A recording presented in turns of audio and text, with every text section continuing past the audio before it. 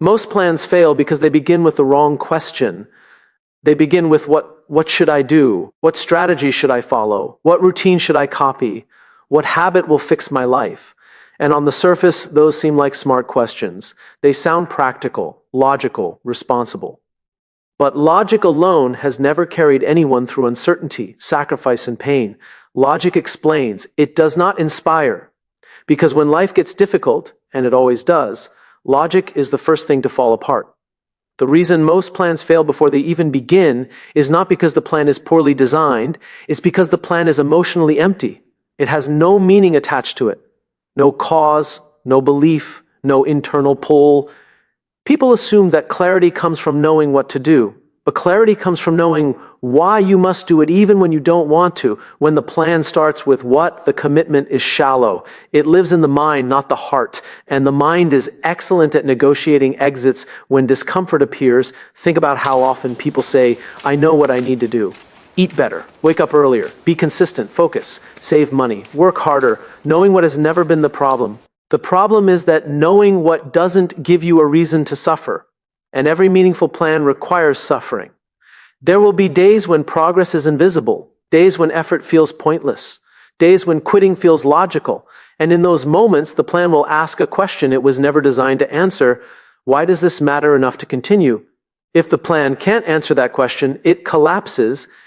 This is why two people can follow the exact same plan with the same resources, the same information, and get completely different outcomes. One persists, the other disappears. The difference isn't intelligence, it isn't discipline, it isn't access, it's belief. One person is driven by something deeper than the task itself. The other is just following instructions. When your plan begins with what, success depends on mood. When it begins with why, success depends on identity. And identity is far stronger than motivation. A plan built on what sounds like this.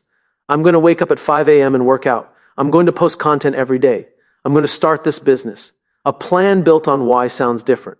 I refuse to live a life where my potential goes unused. I owe it to the people who believe in me. I will not let fear be the author of my story. The first version needs encouragement. The second version creates it. When people don't know their why, they borrow one. They chase goals that look impressive. They copy routines that worked for someone else. They pursue outcomes that earn applause. But borrowed purpose never survives private struggle, because when the applause stops, when no one is watching, when results are slow, borrowed purpose evaporates. That's when people say, I lost motivation. They didn't lose motivation, they never had meaning. A strong why does something powerful. It turns effort into expression. The work is no longer something you force yourself to do, it becomes something that reflects who you are. And when the plan reflects who you are, quitting feels like self-betrayal. That's why starting with why is not poetic. It's practical. It gives the plan endurance. Without why, a plan is fragile. It depends on external conditions being favorable. It depends on energy being high. It depends on things going right. But why is internal. It travels with you into chaos. It remains steady when conditions are unstable. This is why people abandon plans the moment life interrupts them. They didn't decide what mattered most. They decided what was convenient, starting with what is safe, starting with why is confronting, because why forces honesty. It asks questions people avoid.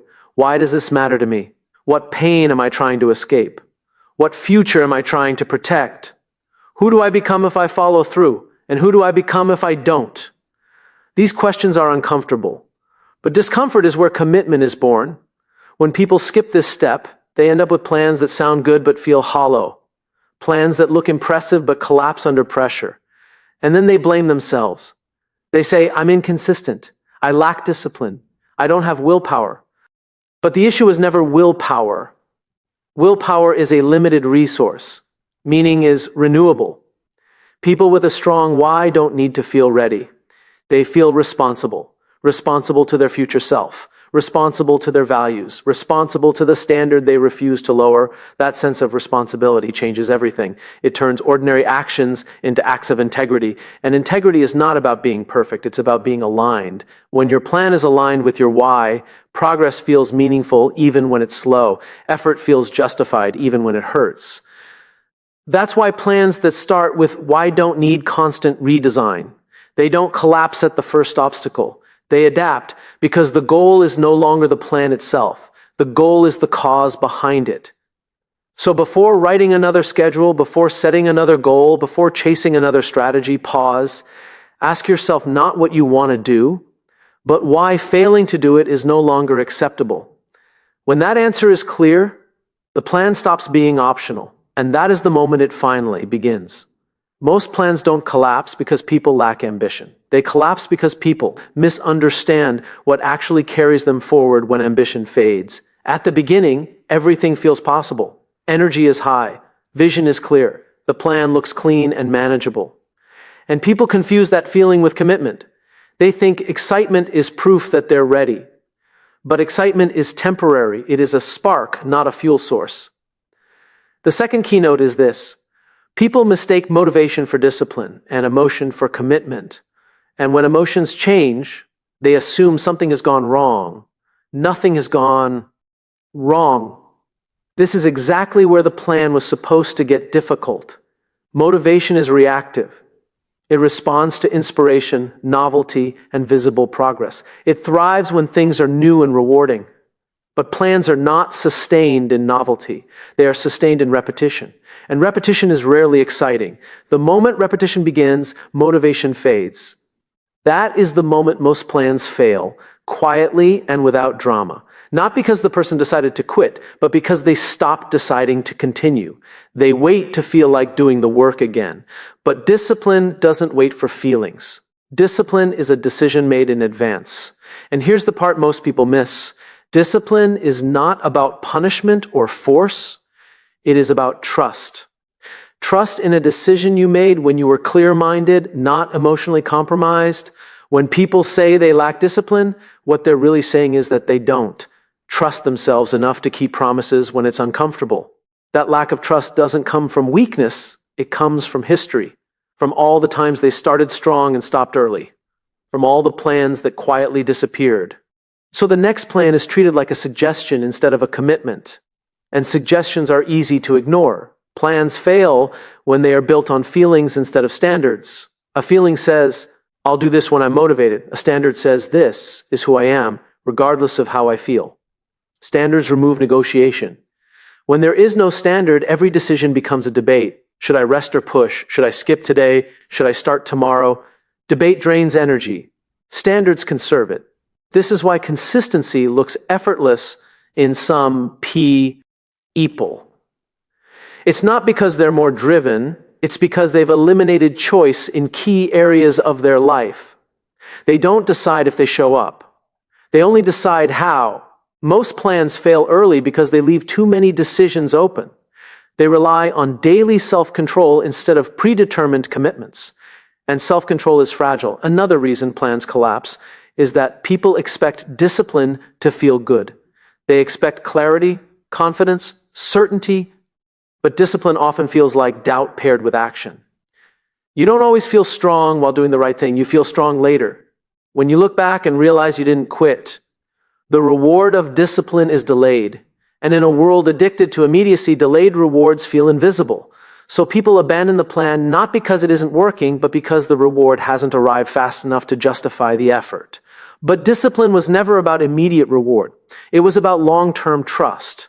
Trust that your future self will benefit from what your present self is willing to endure. This is why people who rely on motivation burn out. Motivation demands constant emotional input. Discipline only demands alignment. And alignment is quieter, steadier, and far more reliable. Plans also fail because people underestimate the emotional cost of consistency. They prepare for tasks but not for resistance. They plan schedules but not self-doubt. They plan goals but not boredom. They plan outcomes but not loneliness. So when resistance appears, it feels like a sign to stop instead of a signal to strengthen. Resistance is not the enemy of the plan. It is proof that the plan matters. Anything meaningful will challenge. GE, the version of you that prefers comfort. If the plan doesn't require discomfort, it doesn't require growth. And yet, when discomfort shows up, people panic. They assume they chose wrong. They start searching for a better plan, one that hurts less. But there is no plan worth following that doesn't hurt at some point. The difference is not in how much it hurts, but in how much you're willing to endure for what you believe in. That willingness cannot be manufactured in the moment. It must be decided beforehand. This is why the strongest plans are boring, predictable, repetitive. They don't rely on heroic effort. They rely on rhythm. They are designed to be followed on bad days, not just good ones. People fail not because they set the bar too high, but because they didn't build a floor strong enough to stand on when they fall short. They aimed for intensity instead of sustainability. Discipline is not intensity, it is reliability. It's choosing to do a little every day instead of everything when you feel inspired. And here's the paradox: the more disciplined you become, the less discipline you need, because behavior turns into identity. At first you act disciplined, then you become disciplined, and once behavior aligns with identity, effort decreases. You no longer ask, should I do this? You say, this is what I do. Plans that reach this stage rarely fail, because stopping would require becoming someone else. That is why most plans fail before they even begin. They are built for emotions, not identity. They depend on motivation, not trust. They expect feelings to carry responsibility. If you want your next plan to survive, stop asking how to stay motivated. Ask how to become the kind of person who follows through regardless of mood. Decide your standards. Remove unnecessary choices. Commit in advance. And accept discomfort as part of the process, not a sign of failure. When discipline replaces motivation, the plan stops being fragile. And for the first time, it has a chance to last. Most plans fail before they even begin because people design them for perfection instead of reality. We live in a culture obsessed with optimal conditions, as if life will pause to allow us to execute our plans flawlessly. We assume the morning will be calm, energy will be abundant, distractions minimal, and everyone around us supportive. We imagine that the world will cooperate, and if it doesn't, we label the plan a failure. The truth is that life is messy. Life is unpredictable. Life interrupts the best-laid schemes with meetings, emergencies, sickness, bad news, and moods that swing like pendulums. And most plans, the ones that fail before they begin, were never built for this reality. They were built for imagination. They were built for ideal circumstances that exist only on spreadsheets and vision boards. The plans that survive are not those that were perfect at conception. They are the ones that anticipate imperfection. They are the ones designed with flexibility, resilience, and adaptability in mind. People fail to start their plans because they are unconsciously asking for guarantees. They want a road that has no potholes, no detours, no obstacles, and when no road guarantees success, they hesitate, they procrastinate, and they never take the first step. Planning is not the problem. Over-planning is. Over-planning is a method of self-deception. It gives the illusion of control and feeds the ego with the comfort of structure. But structure without action is meaningless. Sitting at a desk, tweaking a plan for days or weeks, does not produce results. It produces anxiety masked as preparation. And in that anxiety, people convince themselves they are ready, even as they avoid starting. Real progress comes when a plan is tested against reality, not when it looks perfect on paper. The most successful plans account for variables beyond your control. They assume interruptions. They assume setbacks. They assume failure at some points along the way, and they are designed to continue anyway. They are not rigid. They are like a river flowing around rocks, bending but never breaking. People fail to begin because they underestimate the friction of execution. They see the finish line and imagine the path is smooth. They forget that every meaningful plan intersects with resistance. Resistance comes in many forms: distraction, fatigue, self-doubt, criticism, and boredom. If the plan does not account for these forces, it will fail. And if a person does not prepare to endure resistance, the plan will fail before it even leaves the starting line. The hardest part of starting a plan is imagining yourself doing it when life is difficult, not when it is convenient. Most plans are conceived in moments of comfort, when optimism is high and energy abundant. But the future is rarely as kind. That is why testing the plan mentally before it begins is critical. To imagine how you will behave when the energy is low, when distractions are many, when your body or mind tells you to quit. If you cannot see yourself continuing through discomfort, the plan is doomed. Another reason plans fail before they start is because they are built for outcomes, not for process. People fall in love with the idea of results. They chase numbers, appearances, promotions, awards, or milestones. But plans based solely on outcomes are fragile. When results do not arrive instantly or in the expected form, motivation dies and the plan collapses. A plan built on process, however, survives delays, errors, and detours. It focuses on what can be controlled, the actions you take daily, the habits you enforce, the standards you uphold. Plans also fail before they begin because people overestimate their ability to maintain perfect focus. They assume their environment will support them fully, that willpower alone will be sufficient, and that every day will feel like the first day of commitment. But willpower is finite. Life is unpredictable. Environment matters. And most people fail to create a system that removes friction and reduces unnecessary choices. Every small decision that goes against your plan chips away at mental energy. Without designing for reality, plans require more energy than a human can sustainably provide. The plans that endure do not rely on constant heroism. They rely on routine, redundancy, and foresight. They anticipate errors and schedule margin for correction. They assume fatigue and design around it. They know that human beings are not perfect and that life will never conform to an imagined blueprint. By planning for the mess, they ensure the plan will survive the mess.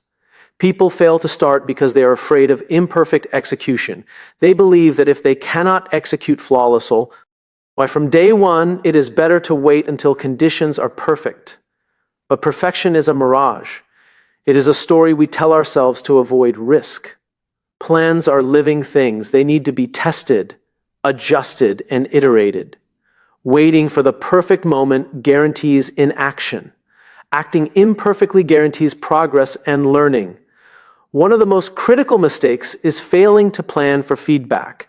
The most successful plans incorporate checkpoints, reviews, and adjustments. People fail before they start because they believe success is linear. They believe that if they make a mistake, the plan has failed. They are unprepared for trial and error. But plans that survive embrace error as information. They treat obstacles as signals, not endpoints. The path to completion is never straight. A plan that ignores the twists and turns of reality is a plan that dies before it leaves the starting line. The psychological factor is also significant. People fear disappointment and use over-planning as a shield. They convince themselves that if the plan fails, it is not their fault. It was the plan's fault. But in truth, the fault lies in avoiding the hard first step, the first action that tests theory against reality. To begin a plan is to accept uncertainty. To begin a plan is to accept responsibility for adaptation. Most people are unwilling to take that risk in advance. Starting a plan is a test of courage, not courage in performing tasks, but courage in facing the unknown, courage in accepting that discomfort is inevitable, courage in imagining yourself persisting when energy is low and results are delayed. Most plans fail before they begin because people are afraid to imagine themselves failing. They are afraid to imagine the difficulty before it happens. And so they delay, rationalize, and eventually abandon even the idea of starting. The solution is deceptively simple. Design your plan for reality, not fantasy. Assume imperfection. Account for setbacks. Commit to process, not outcome. Reduce unnecessary choices. Build routines that can survive fatigue. Treat resistance as proof that you are on the right path, not a signal to quit. Expect error and prepare to iterate. Accept discomfort as an integral part of growth.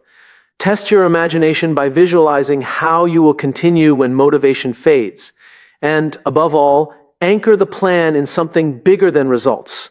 Anchor it in identity, in why, and the reason you refuse to quit. When a plan is built with these principles, it stops being fragile. It stops depending on motivation, emotion, or ideal circumstances. It gains resilience. It adapts to interruptions, survives setbacks, and continues forward because it was designed for life as it is, not life as you wish it would be. The plans that endure are not perfect at the start. They are imperfect, flexible, and responsive. They are designed for mess, for fatigue, for doubt, and for human error. They start with action, not perfection. They start with courage, not guarantees. They start by imagining reality, not comfort. And when you start with reality in mind, the plan begins not on paper, but in life itself. Messy, difficult, unpredictable, and alive. Most plans fail before they even begin because people design them for a world that does not exist.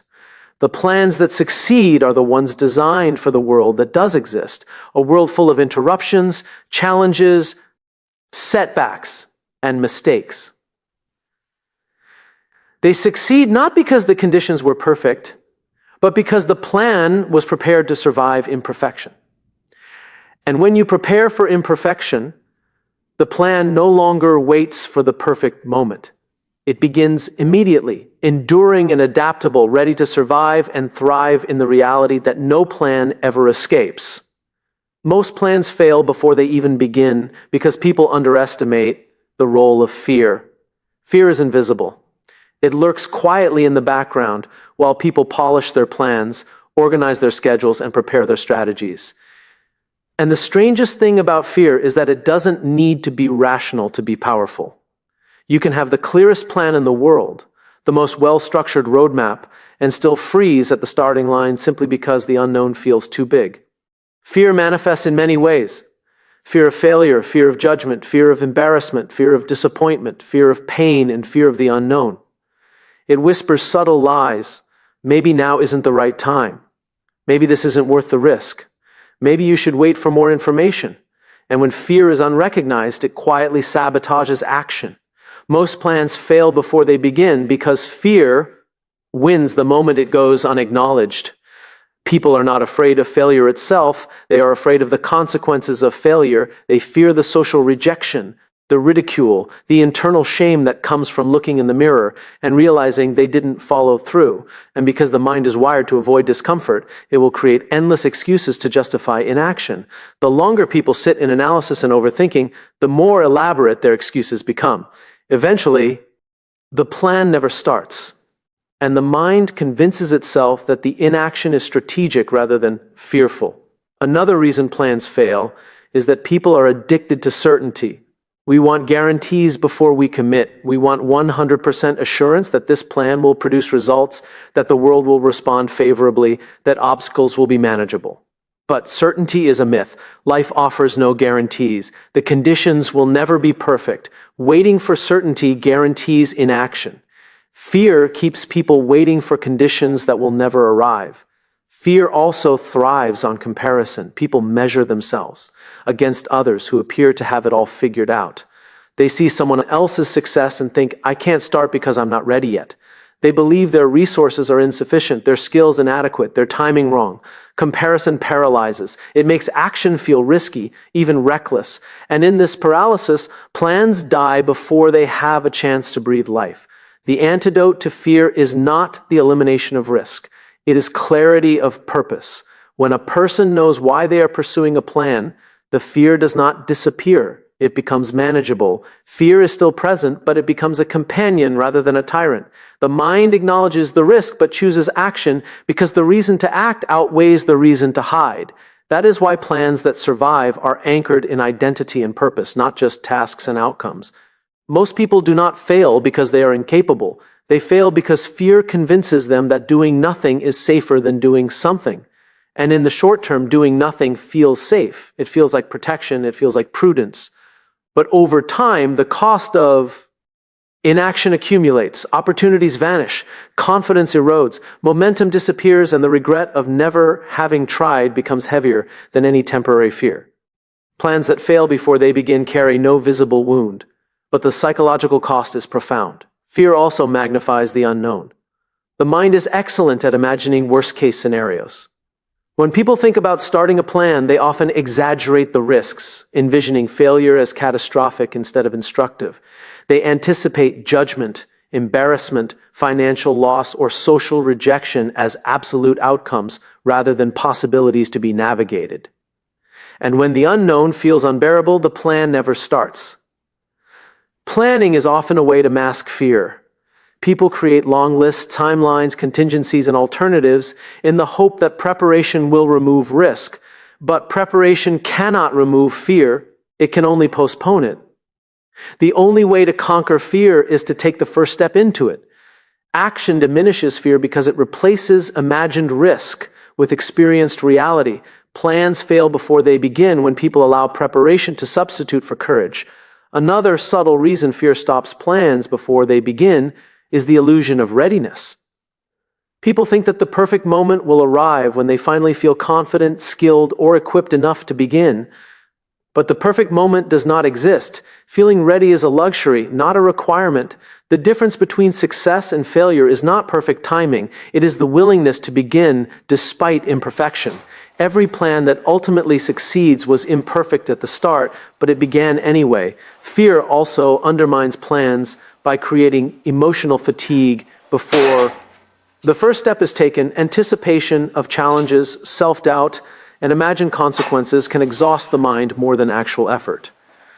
By the time someone finally is ready, they are already tired of the mental struggle. The energy required to overcome inertia is greater than the energy they imagined. This is why starting a plan requires not just strategy, but courage, the kind of courage that allows you to act, even when you feel weak, unsure, or afraid. Plans fail before they begin when people ignore the cumulative effect of small fears. Each hesitation, each mental objection, each "I'll do it tomorrow" adds weight to inertia. Individually, these moments feel trivial, but collectively they form a wall. The wall grows higher with every unacted upon decision until finally it feels insurmountable. Starting a plan in the presence of fear requires breaking through that wall step by step, not waiting for it to disappear. The plans that succeed are those that anticipate fear and integrate strategies to overcome it. They normalize discomfort. They recognize doubt as inevitable. They allow mistakes and iteration. They separate the action from the emotion, understanding that feelings will fluctuate, but choices are consistent. When fear arises, the plan does not pause. It moves forward with humility and persistence. Fear is not a sign that a plan is wrong. It is a signal that the plan is meaningful. If the plan were trivial, fear would be absent. Only plans that challenge identity, challenge comfort, and challenge limitation provoke fear. Recognizing this truth transforms fear from a barrier into a guide. Fear indicates where growth will occur. Plans fail when people ignore fear, but plans survive when people acknowledge it, prepare for it, and act through it. Finally, plans fail before they begin because people underestimate the necessity of emotional courage. Planning is often treated as a mechanical process: set goals, write steps, assign timelines, but it is deeply emotional. It requires vulnerability, honesty, and willingness to be exposed. Fear thrives in secrecy and isolation. The plan that survives engages not just strategy, but emotion. It is anchored in conviction, shared purpose, and clarity of values. Emotional courage fuels persistence when intellect and motivation waver. To begin a plan, one must first confront fear directly, recognize it, name it, and understand its purpose. Use fear as a compass rather than a cage. Understand that fear is not a reason to delay. It is a reason to prepare thoughtfully and act decisively. Every plan that succeeds begins not in comfort, but in courage. Every plan that fails before it starts does so because fear was allowed to dictate terms rather than inform action. Plans do not require the absence of fear. They require the presence of resolve. Fear will always exist, but resolve is the muscle that moves people forward regardless. Resolve says, "I will begin despite uncertainty. I will begin despite doubt. I will begin despite the risk of failure or criticism." Plans fail when people hope fear will disappear. Plans succeed when people act anyway. In the end, the fourth keynote is simple. Fear is natural, inevitable, and unavoidable, but it is not fatal. Plans fail before they begin because people let fear dominate their imagination instead of guiding their action. The plans that survive begin in courage, move through discomfort, and persist not because the conditions are perfect, but because the person behind the plan refuses to let fear dictate the first step.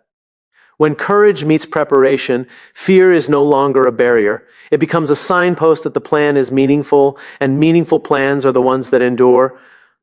Most plans fail before they even begin because people underestimate the role of identity. They focus on actions, tasks, and steps without asking the deeper question, who am I becoming in the process? Identity is the invisible engine behind every successful plan. It is the reason someone persists when motivation fades, when fear rises, when the world feels heavy. Plans that ignore identity rely solely on willpower, and willpower is fleeting. Identity, however, endures. When a plan is aligned with identity, action is no longer optional. It is inevitable. The difference between a plan that dies before it begins and one that thrives is not the clarity of the steps, the perfection of the strategy, or even the quality of the tools. The difference is whether the plan resonates with the person who will execute it. If the plan feels disconnected from who you are or who you want to be, resistance will overpower intention. It is impossible to sustain action without a reason that is larger than the task itself. Most people fail before starting because they design plans around outcomes rather than who they want to become. They say, I want to lose 20 pounds, or I want to launch a business, or I want to be productive, but these statements describe results, not identity. Results are fleeting. They can be measured, yes, but they do not create the internal pull necessary to overcome challenges. Identity, on the other hand, is enduring. When a person says, I am the kind of person who prioritizes health, or I am the kind of person who builds, rather than complains, the plan ceases to be optional. Every action is a reflection of the person they are choosing to be. Identity also gives plans resilience. When motivation dies, when fear rises, when conditions turn difficult, identity persists. Motivation is temporary, fear is reactive, and circumstances are unpredictable, but identity is constant.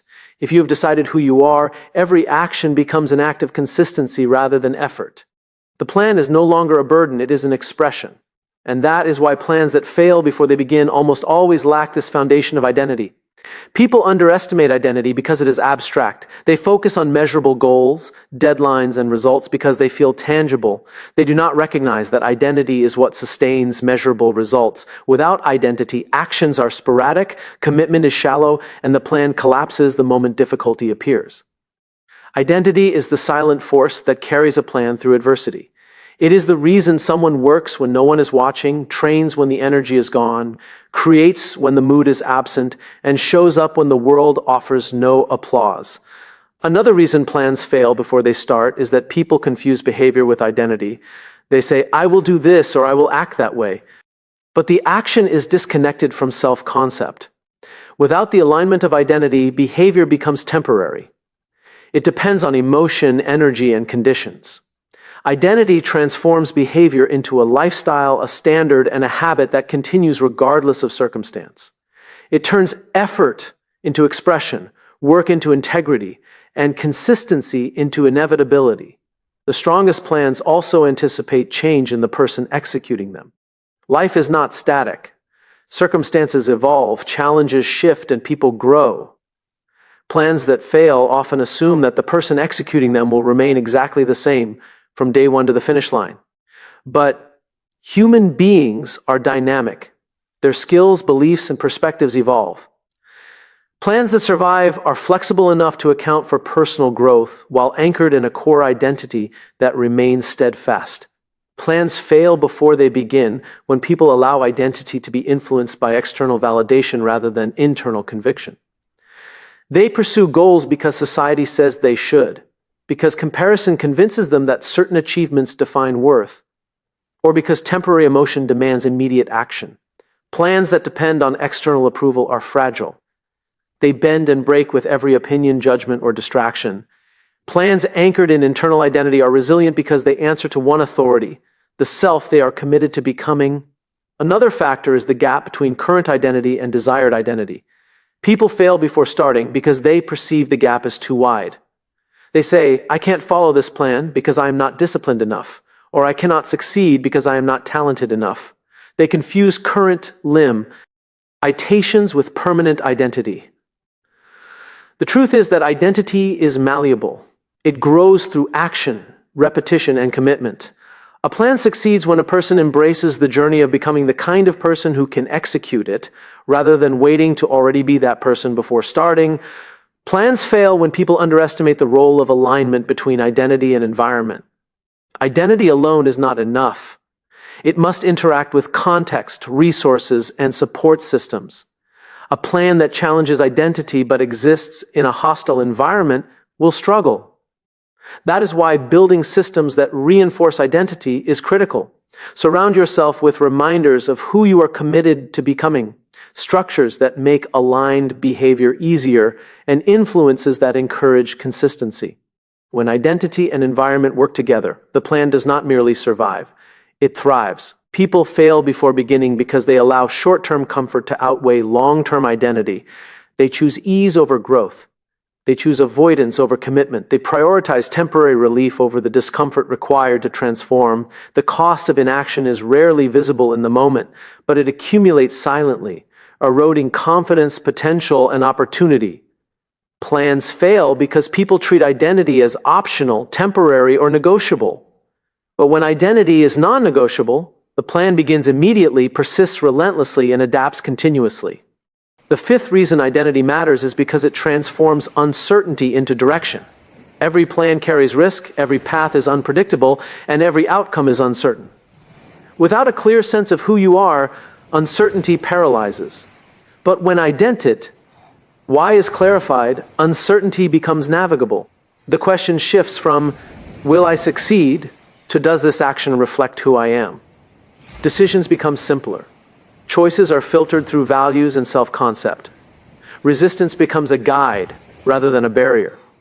Fear becomes manageable. Action becomes inevitable. Identity also fuels patience and perseverance. Most plans fail because people expect instant results. They become frustrated, disillusioned, and abandon their course when success is delayed. Identity provides perspective. It reminds the person executing the plan that they are not simply chasing outcomes. They are becoming someone who is capable of sustaining effort over the long haul. Identity converts short-term struggle into long-term growth, making the plan not just a series of actions, but a path of transformation. Finally, plans fail before they begin when people do not emotionally connect with their identity.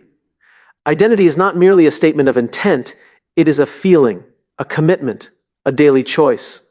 You do not become disciplined by telling yourself you are, you become disciplined by acting in alignment with that identity repeatedly until it becomes undeniable. The plan succeeds when the person executing it lives as if the identity is already true, creating momentum that transcends fear, distraction, and doubt. A plan anchored in identity also encourages accountability, not to external systems, schedules, or pressures, but to the self. This is the most powerful form of accountability. When you define yourself as someone who follows through, every action is a reflection of integrity. Stopping is not an option because it is inconsistent with who you are. Plans fail before they begin when people attempt to execute without this internal accountability. Plans thrive when identity drives behavior. IOR and behavior reinforces identity.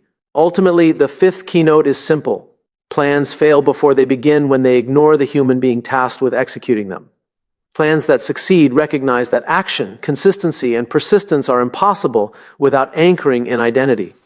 Plans must answer the question, who am I becoming in the process of executing this plan? Without a clear answer, fear dominates, motivation fades, and inaction prevails. With a clear answer, every first step becomes inevitable, every obstacle manageable, and every setback an opportunity to reinforce commitment to the person you are becoming. Identity transforms plans from fragile, temporary, and optional to resilient, sustainable, and inevitable. It is the reason a person will show up when energy is gone, when fear rises, and when the world does not notice. Identity turns repetition into habit, effort into integrity, and challenge into growth. Plans that survive, adapt, and achieve their purpose always start with identity. Everything else, the steps, the schedules, the strategies, follows naturally. The plans that fail before they begin are those built without identity at their core.